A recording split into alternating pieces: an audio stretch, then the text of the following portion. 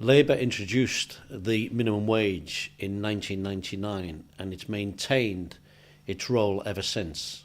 And that is really the kind of bedrock, the kind of minimum that should be paid to anybody who's in the workplace. It's been established for many years and it has increased over those years. Not always as fast as we would like, and as wages have not kept pace with the cost of living, there has been a shortfall in the minimum wage in recent years.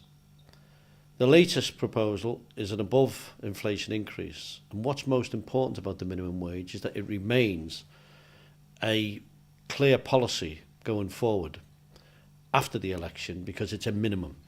It's different than the living wage campaign, but despite many of the forecasts that the minimum wage would cost jobs, that has not been the case.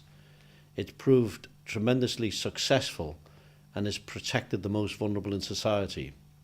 But of course we campaign in the workplace for above minimum wage increases and of course to attain a living wage. But we shouldn't lose sight of how important that legislation introduced by a Labour government has been.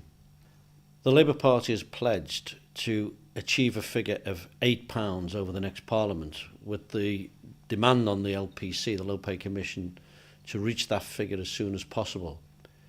It is important that we are aspirational in trying to achieve a minimum wage that really applies and makes a difference to those low-paid workers. So there is a target, and the Low Pay Commission is charged with that responsibility. It should be remembered that it's a minimum, it's a floor, and it really is important to many of those workers who currently, unfortunately, are on low pay. So it is a target, and it's one that Labour not only introduced the Low Pay Commission in the first place, but is clear it's committed to raise the figure as soon as possible.